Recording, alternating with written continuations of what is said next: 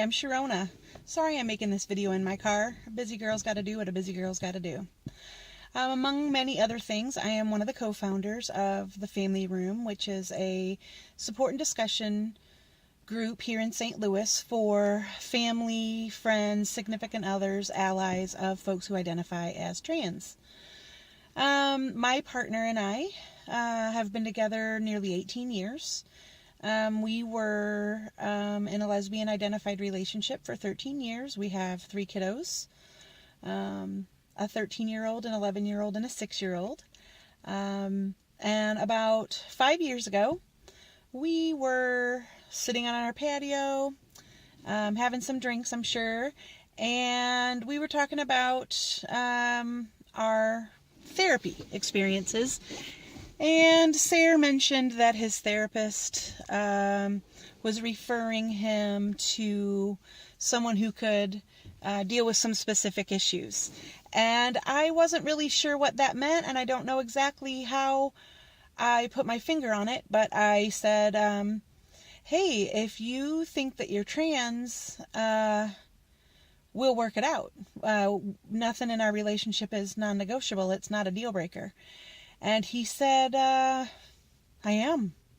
2 really important words for him to speak, because he didn't feel safe. So I remember my pulse, feeling, hearing my pulse in my ears and being like, what did I just do? And in that moment, I did a few things. I created a safe space for the person I love to begin to become the person that he is and who he's meant to be and wants to be. I created the same space for myself to be able to do those things. And I created a pathway for St. Louis to have a really kick-ass community organizer and educator in Sayre. I couldn't be more proud that he's filling that role. And he's really united the trans community, along with some help from his other fellas, first in the locker room and now in MTUG, the Metro Trans Umbrella Group, which brought all the trans groups in St. Louis together to work toward a common goal of visibility. You can look up their Facebook page. They rock. And so I started the Family Room because after... like I said, 13 years of being in a lesbian relationship with the love of my life, I was faced with being in a relationship with a man. And that was a daunting thing for me. And I didn't really have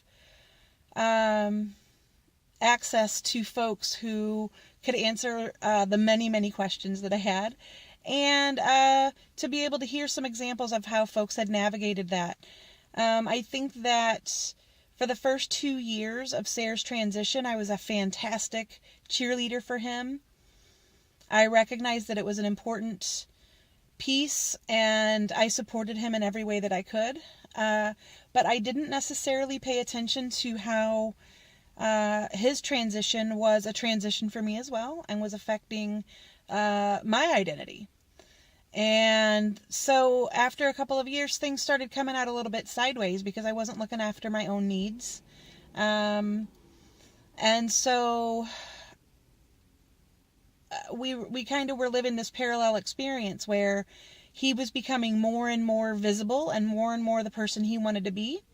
And I was becoming more and more invisible because as we moved through the world together, I was assumed to be heterosexual, his wife, and I wasn't really clear on why that bothered me so much. We had, like I said, our kiddos, we built our family, we worked hard to build our family the way we wanted it, and suddenly we were just appeared to be typical, and that was uncomfortable for me. And all of a sudden I had access to all this privilege that I wasn't used to. I felt guilty about taking it. Suddenly I could hold his hand in public. I could reach over and give him a kiss. And in St. Louis, that hasn't always been, and still isn't, a safe place for people presenting as 2 women or presenting as 2 men to be able to move around in public like that. So there was just a lot involved, and I was claiming my lesbian identity, and it became uncomfortable. There I am with my very manly husband, talking about being a lesbian, or rebuffing people who assumed we were straight. So we negotiated together, and we're both really comfortable now, after some conversation and negotiation, to identify as queer, and so we're still a queer family. Woohoo! And I needed to hear about other people's experiences in navigating that.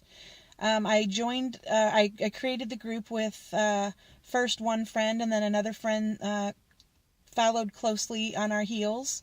And it was the three of us for a while, and we were like, hey, there's got to be other folks out here who need this group.